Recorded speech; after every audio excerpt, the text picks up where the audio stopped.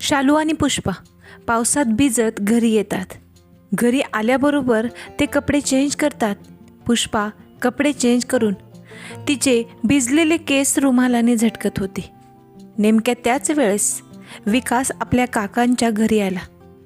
तुषारकडे त्याचं काही काम असेल म्हणून.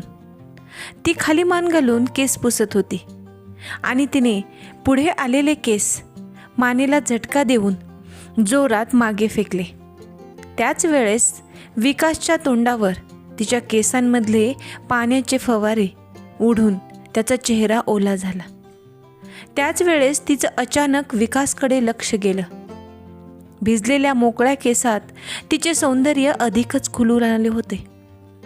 त्या अचानक आलेल्या केसांच्या ओल्या स्पर्शाने त्याला थोडा राग आला होता. पण तिचा निरागस आणि घाबरलेला सुंदर चेहरा पाहून त्याचा राग कुठच्या कुठे पळाला. तो अगदी भान हरपून तिच्याकडे पाहतच राहिला आणि तीही घाबरून टक लावत त्याच्या नजरेत गुंतली होती. दोघांनाही आजूबाजूचे भान राहिले नाही. शालू बाहेर आली.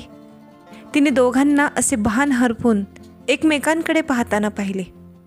तिने दोघांमध्ये हात हलवला आणि चुटकी वाजवली. पुष्पा एकदम भानावर आली. ती एकदम शर्मिंदगी झाली. विकासलाही थोडे लाजल्यासारखं झालं.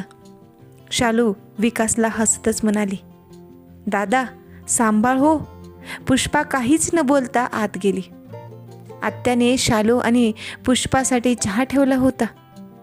ते भिजत आली होती शेतातून म्हणून. आत्याने विकासला हाक दिली, अरे विकास बस ना, चहा ठेवलाच आहे.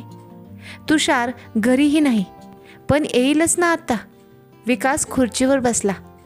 आत्याने हॉलमध्ये तिघांसाठी चहा आणला आणि तिघांनाही चहा दिला. विकास कपातून चहा पिताना पुष्पाकडे थोडीशी तिरपी नजर करून पाहतच होता. पुष्पा मुकाट्याने खाली मान घालून चहा पित होती. चहा पिताना तिची थोडीशी हालचाल ही विकासला अगदी मोहक वाटत होती. आत्याने विकासला विचारले, भुईमुगाच्या शेंगा काढल्या गेल्या का तुमच्या? विकास म्हणाला, नाही हो काकू, या अचानक आलेल्या पावसाने खूप नुकसान झाले. ऐन शेंगा काढायच्या वेळेस पावसाने झोडपले. विकास आणि त्यांची काकू असेच शेतीबद्दल इकडच्या तिकडच्या गप्पा करत होते आणि अधूनमधून विकासचं तिच्याकडे पाहणं चालूच होतं. काकूशी गप्पा करण्यात कमी आणि पुष्पाकडे जास्त लक्ष देत होता. पुष्पाने कपबशा उचलल्या आणि घरात निघून गेली. विकासही म्हणाला, चला काकू येतो, तुषार येईल तेव्हा येईन. विकास हा पुष्पाच्या आत्याचा पुतण्या होता. स्कूलमध्ये त्याला शिक्षकाची नोकरी होती. त्याचा एक दुसरा भाऊ शेती करत होता. गावापासून 7-8 किलोमीटरवर शहरात शाळेला शिकवायला जायचा. तोही लग्नाला आला होता. दिसायला देखणा असल्यामुळे त्याच्यासाठी खूप मुली सांगून आल्या होत्या. पण पुष्पाला पाहिल्यापासून पुष्पा त्याच्या मनात भरली होती. त्याच्या मनात पुष्पाविषयी विचार येत. तिला पाहिल्याशिवाय त्याला चैन पडत नसे. पण त्याला मुली पसंत येत नव्हत्या. तिला पाहण्यासाठी तो कशाच्याही निमित्ताने आपल्या काकांच्या घरी जा ये करायचा. पण पुष्पा मात्र अगोदरच घाबरलेली होती. राहुलचे प्रकरण तिच्या मनात अजूनही भीती निर्माण करत होते. सगळी मुलं सारखीच असतात म्हणून ती खूप घाबरत होती. तिचा प्रेमाविषयी मनच उडाले होते. पण मात्र शालूने आणि तिच्या वहिनीने विकासच्या मनातलं ओळखलं होतं. ते विकासला चिडवायचे. विकासलाही मनातून आनंदच व्हायचा. पण पुष्पाचा काहीच रिस्पॉन्स त्याला दिसत नव्हता. ती नेहमी त्याला घाबरलेली दिसायची. वहिनीने तुषारला विकासबद्दल आणि पुष्पाच्या संबंध जोडण्याबाबत सांगितले. तुषारलाही ते आवडले. त्यांचे भावकीतले संबंध बरे नव्हते. त्यांचा काका आणि विकासचा मोठा भाऊ आणि तुषारची आई यांचे शेताच्या बांधावरून नेहमी काही ना काही छोट्या मोठ्या गोष्टींवरून नेहमीच खटके उडायचे. पण विकास मात्र त्याला अपवाद होता. त्याचा स्वभाव खूप मंजूळ होता. आणि विकासचा आपल्या चुलत भाऊ तुषार आणि काकूंशी खूप चांगले संबंध होते. तुषारने आईला विचारून पाहिले, आई, पुष्पाचं जर विकासशी लग्न केलं तर? त्याला चांगली नोकरी आहे, स्वभावही चांगला आहे आणि मला असं वाटतं विकासला पुष्पा आवडते. मामांना सांगू आपण, मामा काय म्हणतात ते? पुष्पाची आत्या म्हणाली, हो, खरंच विकास त्याच्या बापासारखा आणि भावासारखा नाही. चांगला मुलगा आहे आणि पुष्पाचा बाप का नाही म्हणणार? माझा भाऊ माझ्या शब्दाबाहेर नाही, पण तुझ्या काका काकूंनाही विचारावं लागेल. तुषार म्हणाला, मी विचारतो त्यांना. अगोदर विकासला विचारू. विकासला घरी बोलावलं. आत्याने विचारलं, काय विकास, लग्नाबद्दल कुठली स्थळं आलीत का? विकासने खाली मान घालूनच उत्तर दिले, हो काकू, चालू आहे बघणे. तुषार म्हणाला, आम्ही जर स्थळ सुचवलं तर? विकास म्हणाले, हो ना, सांगा ना काकू. हो ना, सांगा ना काकू आईला. पण अगोदर तुझं मत हवंय, तुषारने विचारले. विकासने मान हलवली. बोला. तुषारने डायरेक्ट विचारले, तुला पुष्पा कशी वाटते? मामाची मुलगी, तुझ्यासारखं तिचंही शिक्षण झालं आहे. पुष्पाबद्दल ऐकताच विकासच्या मनात मोर नाचू लागला. विकास म्हणाला, त्यांना विचारून पहा. आत्याने पुष्पाला बोलवले. पुष्पा, तुला हे गाव आवडतं का? हो आत्या, लहानपणापासूनच आवडते मला. मग याच गावात तू लग्न करून आलीस तर कायमचं इथे राहशील? तिला काही कळाले नाही. म्हणजे आत्तू? अगं, माझा पुतण्या विकास खूप चांगला मुलगा आहे, शिकलेला आहे, नोकरी आहे, घरची परिस्थिती चांगली आहे, खूप चांगलं स्थळ आहे. तू हो म्हटलंस तर मी दादाला फोन करते, तुझ्या स्थळाबद्दल सांगते. तिला लग्नाचं नाव काढताच एकदम धक्का बसला. ती जोराने ओरडली, नाही आत्तू, मला लग्न करायचं नाही. अगं, असं काय सांगतेस तू वेड्यासारखं? प्रत्येक मुलीला लग्न तर करावंच लागतं ना. वाटल्यास तुला पाहिजे तेच स्थळ तू मंजूर कर, तुझ्या मनासारखं. ती अचानक रडू लागली. तिला विचारले, काहीच बोलत नव्हती, काही सांगायलाही तयार होईना. म्हणून त्यांनी घाबरून नंतर तिच्यासमोर लग्नाचा विषयच काढला नाही. ती हळूहळू नॉर्मल झाली. तिच्या पश्चात तिच्या आत्याने आपल्या भावापाशी विकासबद्दल सांगितले. त्यांनाही ते स्थळ आवडले. पुष्पा अशी विचित्र का वागते हा प्रश्न आत्याला पडला होता. ते तिने आपल्या भावाला सांगितले. पुष्पाचे वडीलही चिंतित होते. पुष्पाचा वर्तमानाबद्दल त्यांनी थोडे दिवस कुठलाही विषय तिच्या लग्नाबद्दल घरात काढला नाही. रविवारचा दिवस होता. त्या दिवशी घरातले लोक, आत्या, तुषार, वहिनी व शालू सगळेच निंदणीच्या कामाला गेले होते. तिला उन्हाची सवय नाही, उगाच आजारी पडेल म्हणून तिला आत्याने घरीच राहायला सांगितले. घरी ती एकटीच असल्यामुळे तिचं चित्त लागत नव्हतं. तीच पुस्तक वाचून संपलं. थोडा वेळ TV पाहिला, पण घरात कुणीच नसल्यामुळे दिवस मोठा असल्यासारखे वाटत होते. घरात सगळ्यांबरोबर राहिली म्हणजे तिला त्या घटनांची आठवण पडल्यासारखं होई. पण एकटी राहिली म्हणजे हटकून त्या वाईट आठवणी तिला सतावत असे. मनाच्या गाभाऱ्यात चांगल्या आठवणी आणि वाईट आठवणी दोन्ही सामावलेले असतात. मनाच्या घड्याळात यातील सेकंद हे तासासारखे आणि तास हे युगासारखे भासतात. जेव्हा दाटून येतात आठवणी हृदयाच्या कोपऱ्यात, चांगली वेळ जाण्याचा अर्थ समजावून जाते आणि वाईट वेळ ही अनुभव देऊन जाते. या मनाच्या घड्याळाची टिकटिक बंद झाली ना की आयुष्य संपत नाही, पण जाणीव मात्र शून्य होते. वरच्या मजल्यावर ती एकटीच असल्यामुळे आणि मनात विचारांचे काहूर दाटल्यामुळे तिला अजूनच घाबरल्यासारखे झाले आणि ती घाईघाईने वरून खाली जिना उतरू लागली आणि भान नसल्यामुळे तिचा पाय सरकला आणि गडगडत ते खाली पडली. तिचा पाय दुमडला गेला होता. तिला अजिबात उठता येत नव्हतं. तिचा पाय दुमडल्याने तिला उठताही येत नव्हतं. पायातून लचक निघते. ती पडताना ओरडते. नेमके त्याच वेळेस विकासला तिची आरोळी ऐकू येते. त्याचं घर शेजारीच असतं आणि रविवार असल्यामुळे विकास हा घरी एकटाच असतो. सगळे लोक शेताकडे गेलेले असतात. तो घाबरतो आणि तिच्याकडे पळत येतो. तिची हालत पाहून तो घाबरतो. काय झालं? तिने सांगितले, पण ती घरात एकटीच असल्यामुळे खूप घाबरत होती. उठण्याचा प्रयत्न करत होती, पण पाय बराच सुजला होता. तिला उठता येईना.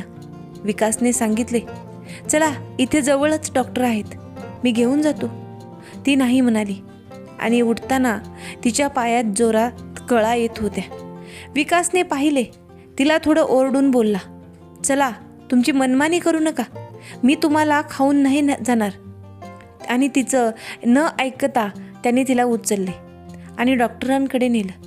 डॉक्टरांनी ट्रीटमेंट केली आणि विकासने परत तिला घरी आणून बेडवर झोपवले. औषधं देऊन तिला पाणी पाजले आणि सांगितले, झोपा आता, शेतात काकू यांना निरोप दिला आहे, येतीलच इतक्यात, मी जातो आता. असं म्हणून तो निघून गेला. पण एवढ्या वेळेत मात्र पुष्पाला तिच्या पायापेक्षा विकासची जास्त भीती वाटत होती, कारण घरात ती एकटीच होती. पण जेव्हा तिला झोपवून विकास निघून गेला तेव्हा तिची भीती कमी झाली. मात्र विकासबद्दल तिच्या मनात आदर दाटून आला. तिला माणसात फरक जाणवून आला. तिच्या मनात राहुलबद्दल विचार घोळू लागले. काही लोक का असे असतात? खूप दुःख देतात काही कारण नसताना. का? लोक धोका देतात आपण चांगले वागून सुद्धा. जेव्हा आपण त्यांची रिस्पेक्ट करतो तेच चुकीचे वागायला लागतात. आणि विकासबद्दल हे वाटू लागले, काही लोकांचा काहीच फायदा नसून सुद्धा एवढे चांगले कसे वाचतात ते. मला घरात एकटं पाहून आणि असहाय्य पाहून राहुलसारखे विचार विकासच्या मनात का नाहीत आले? किती फरक असतो ना व्यक्तीत. शेतातून सगळे घरी आले. पुष्पाबद्दल सगळे खूप काळजी करत होते. 2-4 दिवस ती बेडवरच राहिली. तिला एकटं वाटू नये, तिचं मन रमावं म्हणून शालू व वहिनी सतत तिच्या सोबत राहत होत्या. तिचा पाय आता बरा झाला होता आणि चालताही येऊ लागलं होतं. हळूहळू शालू, तिची आत्तूची मुलगी यांची खूप मैत्री झाली होती. तिच्याच वयाची पण तिच्यापेक्षाही समजदार होती ती. हळूहळू ती शालूजवळ सगळ्याच गोष्टी शेअर करू लागली. असेच ते बसलेले असताना एकमेकांशी गप्पा करत होत्या. ती शालूजवळ हळूहळू सगळंच सांगू लागली. तिने शालूजवळ तिच्या मनातले साचलेले बोलून दाखवले. शालू तिला समजावू लागली, एखाद्या जाणकार व्यक्तीप्रमाणे, खूप चांगल्या पद्धतीने. आपल्याशी वाईट वागणाऱ्या लोकांकडून काही नाही यार, फक्त धडे घ्यायचे.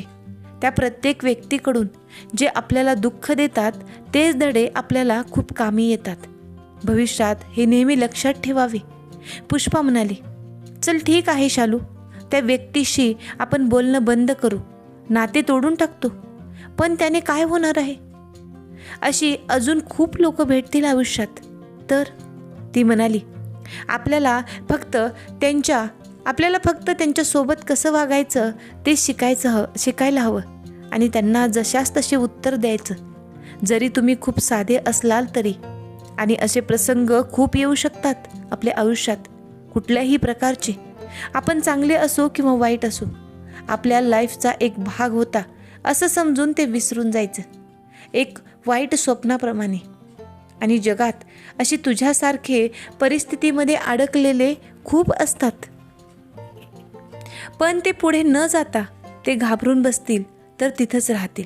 म्हणून शहाण्यासारखा निर्णय घे. विसर ते सगळं. आपल्यासमोर खूप काही चांगलं वाढून ठेवलेलं असताना सुद्धा आपण उगाच भूतकाळाच्या आठवणीत रडत बसतो, स्वतःला कोसत असतो, स्वतःला त्रास करून घेतो आणि त्यामुळे आपल्या घरच्यांना पण त्रास होतो. काय गरज आहे स्वतःचे आयुष्य फुकट घालवण्याची? पुष्पा तुझ्या खऱ्या आयुष्यात ये आता. हो मान्य आहे, तू खरं प्रेम केलं होतंस, पण ज्याला कळायचं होतं त्याला तर नाही कळालं.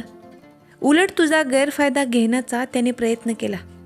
चूक त्याची आहे आणि तू त्या गोष्टी धरून बसलीस, स्वतःला कोसतेस. उलट यातून तू धडा घेतला पाहिजे. माणसं ओळखायला शिकली पाहिजेत. प्रत्येक व्यक्ती वेगवेगळ्या असतात, सगळे सारखे नसतात. ते ओळखायला थोडा वेळ लागेल. पण पुष्पा, तुला ते आतून ठरवायचे. फक्त मी सांगते म्हणून नाही. सोडून देणं याला काही महत्त्व नाही.